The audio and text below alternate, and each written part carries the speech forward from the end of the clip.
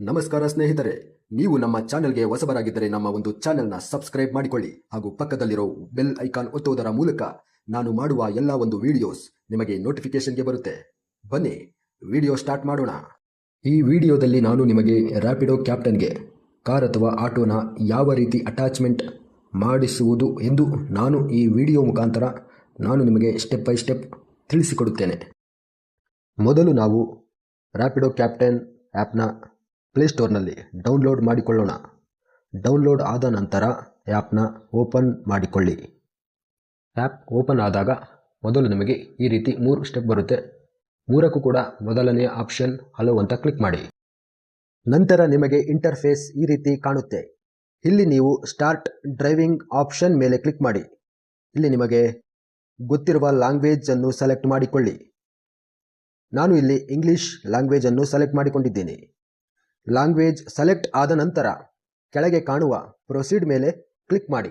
ನಂತರ ನಿಮಗೆ ಇಲ್ಲಿ enter your phone number two drive ಅಂತ ಕೇಳುತ್ತೆ.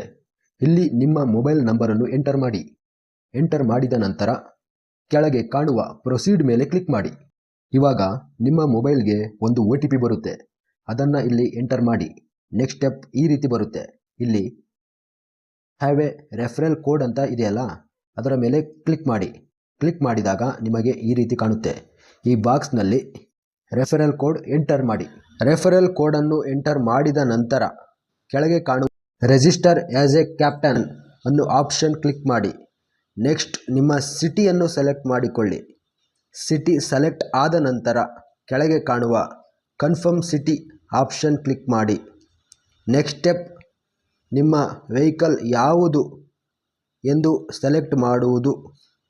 ನಾನು ಇಲ್ಲಿ ಆಟೋನ ಸೆಲೆಕ್ಟ್ ಮಾಡ್ತಾ ಇದ್ದೀನಿ. ನೀವು ಇಲ್ಲಿ ನಿಮ್ಮ ಹತ್ತಿರ ಯಾವ ವೆಹಿಕಲ್ ಇದೆ ಆ ವೆಹಿಕಲ್ನ ಸೆಲೆಕ್ಟ್ ಮಾಡಿಕೊಳ್ಳಿ.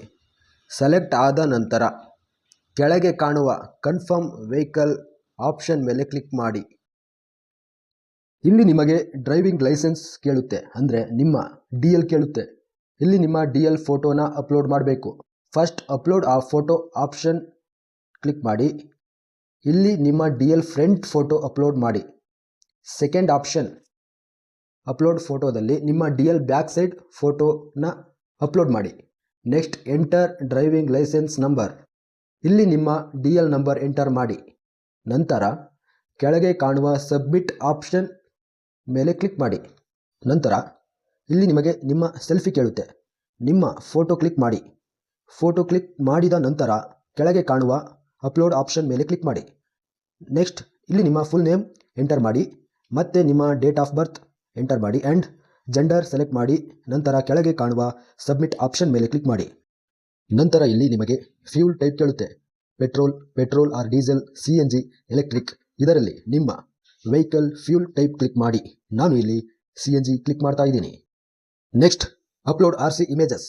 ಇಲ್ಲಿ ನಿಮ್ಮ RC card front and back photo upload ಮಾಡಿ. ನಂತರ ಎಂಟರ್ ವೆಹಿಕಲ್ ನಂಬರ್, ಅಂದರೆ ನಿಮ್ಮ ಕಾರ್ ಅಥವಾ ಆಟೋ ನಂಬರ್ ಎಂಟರ್ ಮಾಡಿ. ನಿಮ್ಮ ಗಾಡಿ ನಂಬರ್ ಎಂಟರ್ ಮಾಡಿದ ನಂತರ ಕೆಳಗೆ ಕಾಣುವ ಸಬ್ಮಿಟ್ ಆಪ್ಷನ್ ಮೇಲೆ ಕ್ಲಿಕ್ ಮಾಡಿ. ನೆಕ್ಸ್ಟ್ ಸ್ಟೆಪ್ ಆಧಾರ್ ಅಥವಾ ಪಾನ್ ಕಾರ್ಡ್ ಸೆಲೆಕ್ಟ್ ಮಾಡಿ. ನಾನು ಇಲ್ಲಿ ಆಧಾರ್ ಕಾರ್ಡ್ ಸೆಲೆಕ್ಟ್ ಮಾಡಿದ್ದೀನಿ. ನಂತರ ನಿಮ್ಮ Aadhaar card front and back photo upload ಮಾಡಿ. ಆಧಾರ್ ಫ್ರಂಟ್ ಬ್ಯಾಕ್ ಅಪ್ಲೋಡ್ ಆದ ನಂತರ ಎಂಟರ್ ಆಧಾರ್ ನಂಬರ್ ಆಪ್ಷನ್ ಮೇಲೆ ಕ್ಲಿಕ್ ಮಾಡಿ.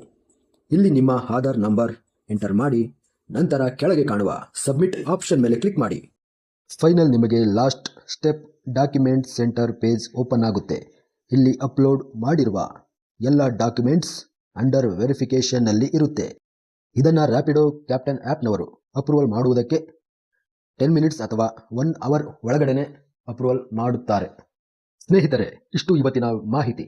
ನೀವು ನಮ್ಮ ಚಾನೆಲ್ಗೆ ಹೊಸಬರಾಗಿದ್ದರೆ ನಮ್ಮ ಒಂದು ಚಾನೆಲ್ಗೆ ಸಬ್ಸ್ಕ್ರೈಬ್ ಮಾಡಿಕೊಳ್ಳಿ ಹಾಗೂ ಪಕ್ಕದಲ್ಲಿರೋ ಬೆಲ್ ಐಕಾನ್ ಒತ್ತುವುದರ ಮೂಲಕ ನಾನು ಮಾಡುವ ಪ್ರತಿಯೊಂದು ವಿಡಿಯೋಸ್ ನಿಮ್ಮ ನೋಟಿಫಿಕೇಶನ್ಗೆ ಬರುತ್ತೆ.